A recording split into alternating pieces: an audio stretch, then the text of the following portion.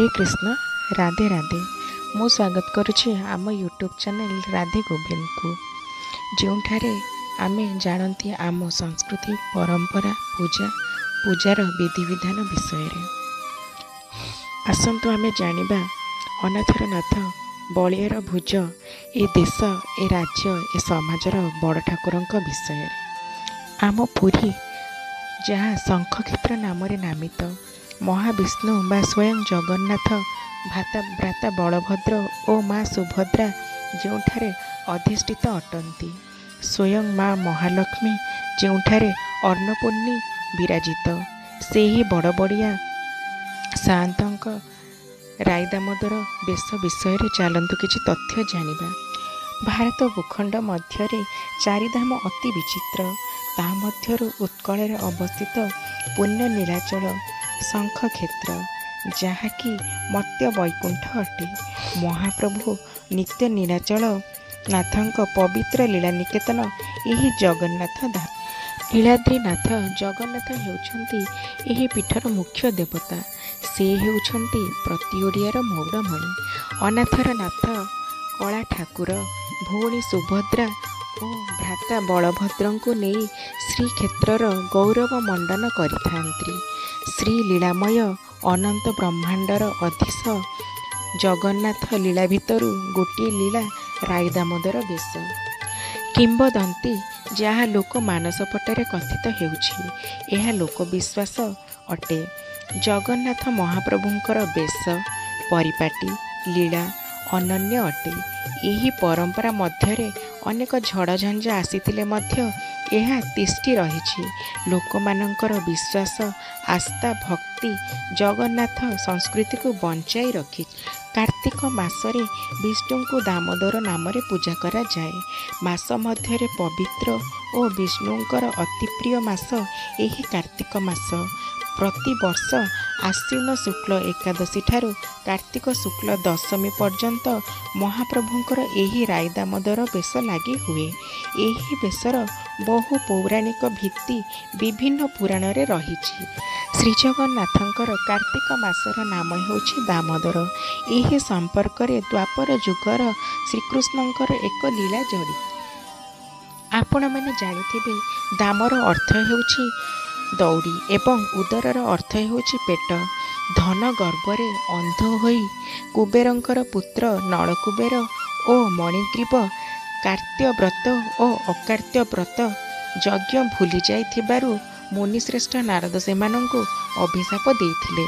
फलरे से दुईटी अर्जुन वृक्ष रूपरे मर्त्यरे जात होइथिले। श्रीकृष्ण सेही दुईटी वृक्ष को उपाड़ी देबारु सेमानंकर गर्भ भांगिथिला। फलरे सेमाने वृक्ष जोनिरु मुक्त होइथि। श्रीकृष्ण जामला अर्जुन वृक्ष मध्यरे रही दौड़ीरे लागिथिबा ढिंकी को भिड़िबा समय रे वृक्ष दुईटी उपुड़ी जाइथिला। फलरे कृष्णंक पेटरे दौड़ीर दाग बसी जाइथिला। सेही दिन ठारू श्रीकृष्ण दाम नामरे विख्यात अटन। श्रीमंदिर रत्न सिंहासन रे श्री जगन्नाथ और बलरामंकर राधा दामोदर बेश बेलरे अंटारे सुना दौड़ी बा अंटापट्टी बंधा जाई थाए। एही बेश को राधा दामोदर बेश नामरे नामित करा जाइछि।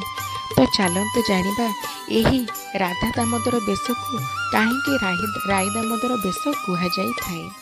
भक्त चरण दासंक मथुरा मंगल आउ अन्य केतेक पुराण रे श्री राधा कृष्णंकर विभिन्न बेशर सज्ज करुथिले।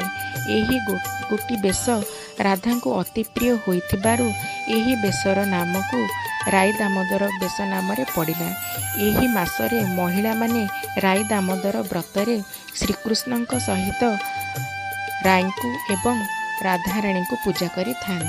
अन्य एक किंबदंती रहिछि जहाँ बहु लोक जानि पारि नथिबे। बयस अधिक हेबारु बड़ पंडा आउ पाଳି खटिबा पई जाई पारिले नाही। बहुत वृद्ध हेबा कारणरू से कार्य असमर्थ हे। मनरे बहुत कष्ट अनुभव करिले से आउ सेवा पूजा करि पारिबे नाही। दिने रत्न सिंहासन तले ठिया होई कहिले, हे महाप्रभु, जदि मो सेवारे कौनसी भूल रही जाई थाए तेबे हे कृपा सिंधु मते क्षमा करिबे। ଏତିକି କହି ସେ ସେଠାରୁ ଘରକୁ ଚାଲିଗଲେ। ଏହା ଶୁଣି ବଡ଼ପଣ୍ଡାଙ୍କୁ ଚକ୍ରଧାରୀ ଦର୍ଶନ ଦେଲେ। ମୁଁ ଜାଣେ ତୁମେ କାଲିଠାରୁ ବଡ଼ ଦେଉଳକୁ ଆସିବ ନାହିଁ। ତୁମେ ଏତେ ଦିନ ଧରି ମୋର ମନ ଜାଣି ସେବା କରିଲ। ତୁମଠାରେ ମୁଁ ଅତ୍ୟନ୍ତ ପ୍ରସନ୍ନ। ଏହି ଖୁସିରେ ତୁମେ ଯେଉଁ ବର ମାଗିବ ମୁଁ ସେହି ବର ଦେବି। ତୁମେ ବର ମାଗ। ଜଗନ୍ନାଥ ମହାପ୍ରଭୁଙ୍କର ଏପରି କଥା ଶୁଣି ବଡ଼ପଣ୍ଡା କହିଲେ, ପ୍ରଭୁ, ମୁଁ ଆପଣଙ୍କୁ ମାଗିବି ବା କ'ଣ? ଆପଣ ପ୍ରତିଦିନ ଦର୍ଶନ ଦେଇ ମୋତେ ଧନ୍ୟ କରିଛନ୍ତି। ଆଉ କ'ଣ ବା ମାଗିବି? ଭଗବାନ କହିଲେ, ନା, ତୁମକୁ କୌଣସି ନା କୌଣସି ବର ମାଗିବାକୁ ପଡ଼ିବ। ଏହା ଶୁଣି ବଡ଼ପଣ୍ଡା କହିଲେ, ପ୍ରଭୁ, ମୋର ଗୋଟିଏ ଝିଅ ଅଛି। ତା'ର ନାମ ରାଇ। ଆପଣଙ୍କ ସେବା ପୂଜା କରିବା ସାଙ୍ଗେ ସାଙ୍ଗେ ଆପଣଙ୍କ ନାମକୁ ହିଁ ଗୁଣ କୀର୍ତ୍ତନ କରୁଛି। ଆପଣ ଥରେ ହେଲେ ଦର୍ଶନ ଦିଅନ୍ତେ କି? ଏହା ଶୁଣି ଜଗନ୍ନାଥ କହିଲେ, ମୁଁ କାଲି ଯାଇ ରାଇଙ୍କୁ ଦର୍ଶନ ଦେବି। ବଡ଼ପଣ୍ଡାଙ୍କଠାରୁ ଏପରି କଥା ଶୁଣି ରାଇ ଆନନ୍ଦରେ ନାଚି ଉଠିଲା। ତା ପରଦିନ ରାଇ ସକାଳର ନିତ୍ୟକର୍ମ ସାରି ଠାକୁର ଘରକୁ ଯାଇ ଶ୍ରୀକୃଷ୍ଣଙ୍କ ବିଗ୍ରହକୁ ଧରି ଠାକୁରଙ୍କ ନାମ ଜପ କରିବାରେ ଲାଗିଲା। ମନରେ ଥିଲା, ପ୍ରଭୁଙ୍କର ଦର୍ଶନ ମିଳନ୍ତା କି? ଅର୍ଦ୍ଧରାତ୍ରିରେ ଭଗବାନ ଜଗନ୍ନାଥ ରାଇଙ୍କୁ ଦର୍ଶନ ଦେଲେ। କହିଲେ, ମୁଁ ତୁମ ପୂଜାରେ ଅତ୍ୟନ୍ତ ପ୍ରସନ୍ନ। ତୁମେ କି ବର ମାଗିବ ମାଗ। ପ୍ରଭୁ, ମୋତେ ବର ଦେବାର ନାହିଁ। ମୋତେ କେବଳ ଆପଣଙ୍କର ସାନ୍ନିଧ୍ୟ ଅର୍ଥାତ୍ ଆପଣଙ୍କୁ ମୁଁ ସ୍ୱାମୀ ରୂପରେ ପାଇବାକୁ ଚାହେଁ। ଜଗନ୍ନାଥ କହିଲେ, ଏହା କିପରି ସମ୍ଭବ? ମୁଁ ବିବାହିତ, ମୋର ସ୍ତ୍ରୀ ଅଛି। ତାଙ୍କର ନାମ ଲକ୍ଷ୍ମୀ। ଲକ୍ଷ୍ମୀଙ୍କ ସହ ମୁଁ ଶ୍ରୀମନ୍ଦିରରେ ବାସ କରେ। ରାଇ କହିଲେ, ମୁଁ ଆପଣଙ୍କର କୌଣସି କଥା ଶୁଣିବି ନାହିଁ ବୋଲି ମୋତେ ନଚେତ୍ ମୁଁ ପ୍ରାଣତ୍ୟାଗ କରିବି। ରାଇଙ୍କର ଏପରି ଜିଦ୍ ଆଗରେ ମହାପ୍ରଭୁ ହାର ମାନି ଯାଇଥିଲେ ଏବଂ ଗୋଟିଏ ସର୍ତ୍ତରେ ବିବାହ କରିବା ପାଇଁ ରାଜି ହୋଇଥିଲେ। ସର୍ତ୍ତଟି ହେଲା, ତୁମେ ବିବାହ ପରେ ଶ୍ରୀମନ୍ଦିର ଯିବ ନାହିଁ, କାରଣ ଲକ୍ଷ୍ମୀ ତୁମକୁ ଶ୍ରୀମନ୍ଦିର ଯିବା ପାଇଁ ଅନୁମତି ଦେବେ ନାହିଁ। ଜଗନ୍ନାଥଙ୍କ ସର୍ତ୍ତରେ ରାଜି ହେବାରୁ ସେହି ରାତିରେ ରାଇ ଏବଂ ଭଗବାନ ଜଗନ୍ନାଥଙ୍କର ବିବାହ କାର୍ଯ୍ୟ ସମାପନ ହୋଇଥିଲା। ମା ଲକ୍ଷ୍ମୀ ଜଗନ୍ନାଥଙ୍କୁ ପଚାରିଲେ, ରାତିରେ ଏତେ ଡେରି କୁଆଡ଼େ ଯାଇଥିଲ? ପୁଣି ଗୋଡ଼ରେ ତୁମର ଅଳତା, ଦେହରେ ହଳଦୀ, ଅଗରୁ ଓ ଚନ୍ଦନର ମହମହ ବାସ। ହଠାତ୍ ଲକ୍ଷ୍ମୀଙ୍କ କଥାରେ ଜଗନ୍ନାଥ ହଡ଼ବଡ଼େଇ କହିଲେ, ସ୍ୱର୍ଗପୁରରେ ଇନ୍ଦ୍ର ଆଉ ସଚୀଙ୍କର ବିବାହ କାର୍ଯ୍ୟ ସମାପନ ହେଲା ତ ମୁଁ ସେଠାକୁ ମାର୍କଣ୍ଡେୟ ହିସାବରେ ଯାଇଥିଲି। ଜଗନ୍ନାଥଙ୍କ ସର୍ତ୍ତ ଅନୁସାରେ ରାଇ ବିବାହ ପରେ ନିଜ ଘରେ ରହିଥାନ୍ତି।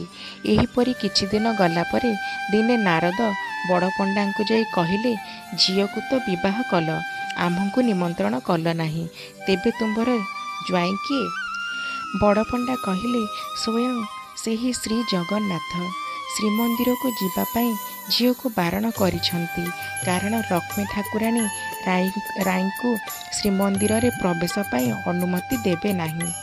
ନାରଦ କହିଲେ, ମୁଁ ତୁମକୁ ଗୋଟିଏ ବାଟ କହିବି। ତୁମେ ସେସବୁ କରିଲେ ସବୁ ଠିକ୍ ହେଇଯିବ।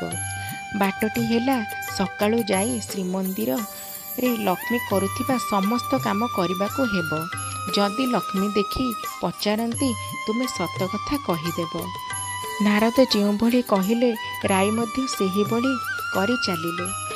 ଦିନେ ଲକ୍ଷ୍ମୀଙ୍କ ମନରେ ସନ୍ଦେହ ହେବାରୁ ସେ କଥା କ'ଣ ଧରିବା ପାଇଁ ଜଗି ରହିଲେ। ସେଠାରେ ସେ ରାଇଙ୍କୁ ଧରି ସବୁ କଥା ପଚାରିବାରୁ ରାଇ ସବୁ ସତ କଥା କହିଦେଲେ ଏବଂ ଏସବୁ ନାରଦଙ୍କ କହିବା ଅନୁସାରେ ହେଉଛି ବୋଲି ଏହା ଶୁଣି ମା ମହାଲକ୍ଷ୍ମୀ ରାଗିଗଲେ ଏବଂ ବିରାଟ ଚିତ୍କାର କରି ଜଗନ୍ନାଥ ଏବଂ ବଳଭଦ୍ରଙ୍କୁ ଡାକିଲେ। ବଡ଼ ଭାଇ ରାଇଙ୍କ ବାବଦରେ ସବୁ କଥା ପଚାରିବାରୁ ଜଗନ୍ନାଥ ସବୁ ସତ କଥା ମାନିଗଲେ। ସେହି ସମୟରେ ନାରଦ ଆସି ପହଞ୍ଚିଲେ। ବଡ଼ ଭାଇ ଏହାର ସମାଧାନ ପାଇଁ କିଛି ଉପାୟ ନ ପାଇ ନାରଦଙ୍କୁ ଏହାର ଉପାୟ ପଚାରିଲେ। ଏହାର ଗୋଟିଏ ମାତ୍ର ଉପାୟ ଅଛି ବୋଲି ନାରଦ କହିଲେ।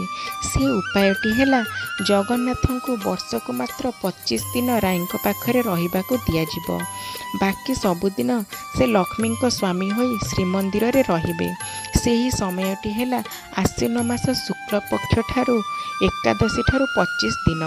ସେହି ନିଷ୍ପତ୍ତି ଅନୁସାରେ ପ୍ରଭୁ ଜଗନ୍ନାଥ ଆଶ୍ୱିନ ମାସ ଶୁକ୍ଲପକ୍ଷ ଏକାଦଶୀ ଠାରୁ ରାୟ ଦାମୋଦର ବେଶରେ ସୁଶୋଭିତ ହୁଅନ୍ତି। ନାରଦ କହିଛନ୍ତି, ଏହି 25 ଦିନ ଯେଉଁ ବ୍ୟକ୍ତି ନିଷ୍ଠାର ସହିତ କାର୍ତ୍ତିକ ବ୍ରତ ପାଳନ କରିବ ସେ ବୈକୁଣ୍ଠ ପ୍ରାପ୍ତି ହେବ।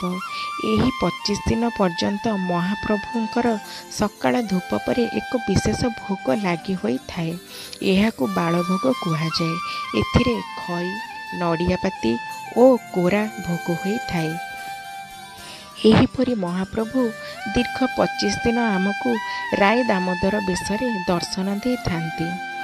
ତ ଆପଣମାନେ ଜାଣିଲେ ରାୟ ଦାମୋଦର ବେଶ ପଛରେ ରହିଥିବା ଲୋକମତ ଓ ପୁରାଣ ବର୍ଣ୍ଣିତ କିମ୍ବଦନ୍ତୀ ବିଷୟରେ।